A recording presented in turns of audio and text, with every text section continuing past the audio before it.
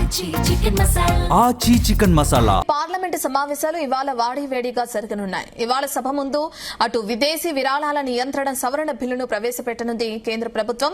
గత కొన్ని రోజులుగా ప్రతిపక్షాల ఆందోళన మధ్య పార్లమెంట్ అట్టుడుకుతోంది. ఇవాళ ఎఫ్సీఆర్ఏ బిల్లు సభ ముందుకు రానుండటంతో ప్రతిపక్షాలు అడ్డుకునేందుకు వ్యూహాలు రచిస్తున్నాయి.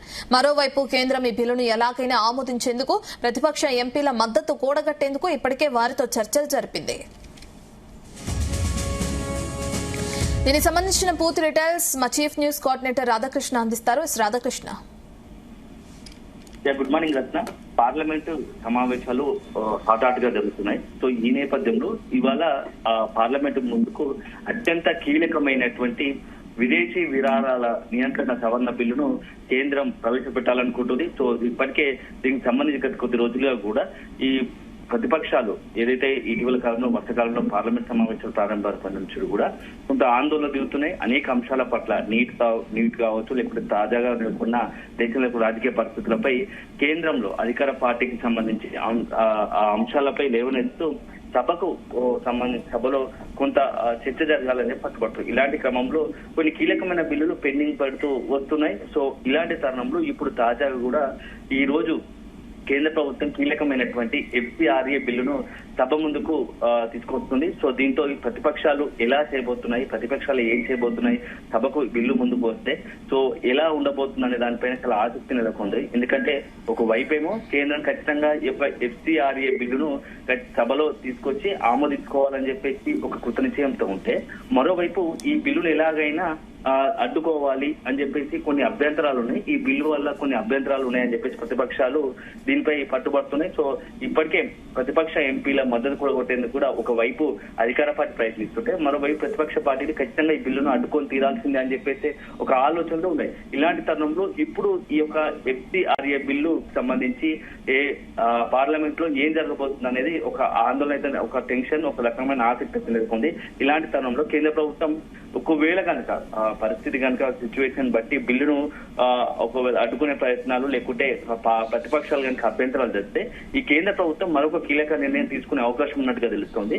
ఆ బిల్లును ఉమ్మడి పార్లమెంటరీ కమిటీ పరిశీలనకు పంపాలనే ఒక ఆలోచనలో నోటు సిద్ధం చేయాలని ఇప్పటికే అధికారులను ఆదేశించినట్టుగా తెలుస్తా ఉంది.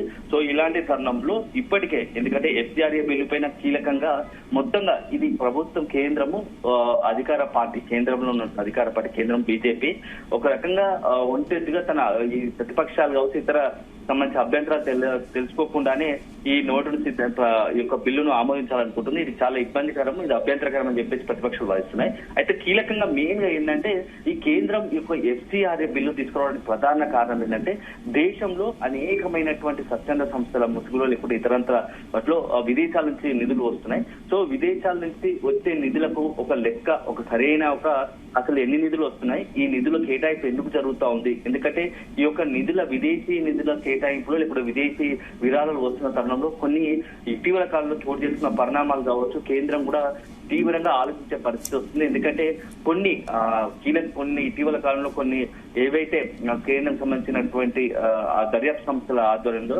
చేసినటువంటి దర్యాప్తులో భాగంగా కీలక వివరాలు వెల్లవుతాయి. కొన్ని విదేశీ సంస్థలు ఈ దేశంలో జరుగుతున్నటువంటి ఉగ్రదాడులకు కూడా నిధులు ఇచ్చినట్టు కూడా కొన్ని దర్యాప్తులో తేలినాయి. సో ఇలాంటి తరుణంలో ఇలాంటి విషయంలో ఖచ్చితంగా ఒక నిర్దిష్టమైన ఒక కఠినమైన నిర్ణయాలు కొన్ని నిబంధనలు ఉండాల్సిందే. లేకపోతే ఇక్కడ దేశంలో కీలకమైనటువంటి ఎందుకంటే దేశంలో ఉగ్రవాదాన్ని అదే దేశంలో అలజడి చెలరేగే అవకాశం ఉంటుంది, శాంతి భద్రతలు విఘాతం కలుగుతూ ఉగ్రదాడులు జరిగే అవకాశం ఉంటుంది. ఒక అంశం అయితే పారదర్శకత లోపిస్తుంది. విదేశీ నిధులకు సంబంధించినటువంటి వస్తున్న స్వచ్ఛంద సంస్థలు కావచ్చు లేకుంటే కొన్ని ప్రత్యేకమైన కొన్ని వర్గాలకు సంబంధించినటువంటి వస్తున్న వాటిలో అభ్యంతరాలు ఉన్నాయి. ఇవంతా కూడా దీనికి సంబంధించి పారదర్శకత లేదు, లోపించిందనే ఒక అభ్యంతరంతో ఈ బిల్లు తీసుకొస్తున్నామని చెప్పేసి ఎఫ్సీఆర్ఏ సవరణ బిల్లు తీసుకొస్తున్నామని చెప్పి కేంద్రం చెప్తోంది. సో ఇలాంటి తరుణంలోనే ఇప్పుడు కొన్ని వర్గాలు మాత్రం ఈ బిల్లు వల్ల ఈ స్వచ్ఛంద సంస్థలు అదేవిధంగా ప్రతిపక్ష పార్టీలు ఈ బిల్లును తీసుకురావడం అనేది చాలా అన్యాయం. ఇది ఖచ్చితంగా మొత్తంగా కూడా విదేశీ నుంచి వస్తున్న నిధులను అడ్డుకట్ట వేయడానికి కేంద్రం ఒక టార్గెట్ చేసుకుని కొన్ని వర్గాలను టార్గెట్ చేసుకుని ఈ బిల్లును తీసుకొస్తుందని చెప్పేసి ప్రతిపక్ష పార్టీలు కావచ్చు కొన్ని స్వచ్ఛంద సంస్థలకు అభ్యంతరం వ్యక్తం చేస్తున్నాయి. ఇలాంటి తరుణంలోనే ఇప్పుడు జేపీసీకి పంపిస్తే గతంలో కూడా చాలా కీలకమైన బిల్లుల విషయంలో అభ్యంతరాలు ఉన్న తరుణంలో జేపీసీకి పంపించిన పరిస్థితులు ఉన్నాయి. ఇప్పుడు కూడా జాయింట్ పార్లమెంటరీ కమిటీకి ఈ యొక్క బిల్లును ఎఫ్టీఆర్ బిల్లును కూడా ప్రతిపాదించే అవకాశం ఉంది. ఎందుకంటే గతంలో కూడా చూస్తాం వక్తు వర్ణ బిల్లు విషయంలో కూడా కేంద్రం ప్రభుత్వం ఇదే విధంగా పార్లమెంటు మార్గాన్ని ఎంచుకుంది. ఇప్పుడు ఆ బిల్లును కూడా చట్టపరంగా రూపకల్పన చేయడానికి ముందు విస్తృతమైన చర్చలు, న్యాయ నిపుణుల అభిప్రాయ సేకరణ, ఒక రకంగా చెప్పాలంటే పూర్తి స్థాయిలో ఒక అవగాహన కోసం, పరిశీలన కోసం జేపీ పంపించారు. సో అక్కడ ఉన్నటువంటి అన్ని పార్టీలకు సంబంధించిన సభ్యులు ఉంటారు కాబట్టి వాళ్ళు ఆ కమిటీ ఆధ్వర్యంలో వివిధ రాష్ట్రాల్లో కావచ్చు ప్రజల అభిప్రాయము, నాయకుల అభిప్రాయము, స్వచ్ఛంద సంస్థల అభిప్రాయం తీసుకున్న తర్వాతే అల్టిమేట్ గా జేపీసీకి నివేదించిన తర్వాత ప్రభుత్వం ఒక నిర్ణయం తీసుకోవాలనుకుంటుంది.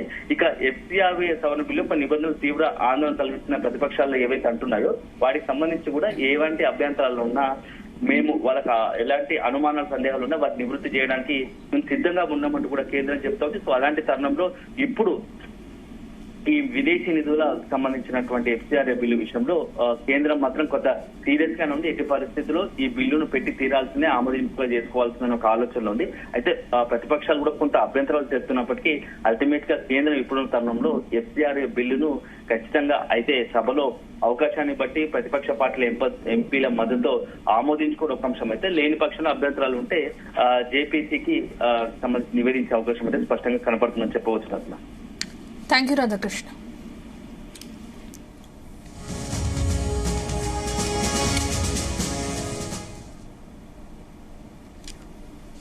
కేంద్ర ప్రభుత్వం మరో కీలక నిర్ణయం తీసుకుంది. ఆ బిల్లును ఉమ్మడి పార్లమెంటరీ కమిటీ పరిశీలనకు పంపించేందుకు నోట్ సిద్దం చేయాలని అధికారులను ఆదేశించింది. ప్రజలు, మైనారిటీ సంస్థలు, పలు రాష్ట్రాల ముఖ్యమంత్రుల నుంచి వచ్చిన విజ్ఞప్తుల నేపథ్యంలో కేంద్ర ప్రభుత్వం ఎఫ్సీఆర్ఏ బిల్లును జేపీసీకి పంపేందుకు మొగ్గు చూపింది. మరోవైపు ఇదే బిల్లును ప్రభుత్వం బేషరతుగా ఉపసంహరించుకోవాలని ఉభయ సభల్లో కాంగ్రెస్ డిమాండ్ చేస్తుంది.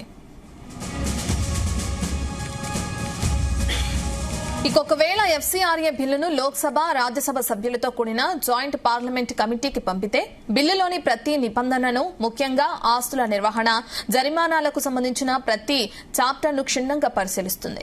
ఇక అదేవిధంగా స్వచ్ఛంద సంస్థలు, చట్టపరమైన నిపుణుల, ధార్మిక ట్రస్టులు, ప్రభుత్వ అధికారుల నుంచి లిఖితపూర్వక, ప్రత్యక్ష సాక్షులను జేపీసీ సేకరించనుంది. కమిటీ తన సిఫార్సులతో నివేదికను రూపొందించిన తర్వాత తదుపరి పార్లమెంటు సమావేశాల్లో సవరించిన బిల్లును ఉభయ సభల్లో ప్రవేశపెట్టే అవకాశం ఉంటుంది.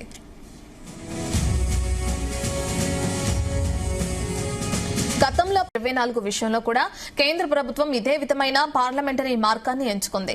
ఆ బిల్లును కూడా చట్టంగా రూపకల్పన చేయడానికి ముందు విస్తృతమైన చర్చలు, న్యాయ నిపుణుల అభిప్రాయ సేకరణ, క్షుణ్ణమైన పరిశీలన కోసం జేపీసీకి పంపించారు. ఇక అదే తరహాలో ఇప్పుడు ఎఫ్సీఆర్ఏ సవరణ బిల్లుపై కూడా పార్లమెంటు సభ్యులు, నిపుణుల సలహాలను స్వీకరించేందుకు జేపీసీకి నివేదించాలని ప్రభుత్వం భావిస్తుంది.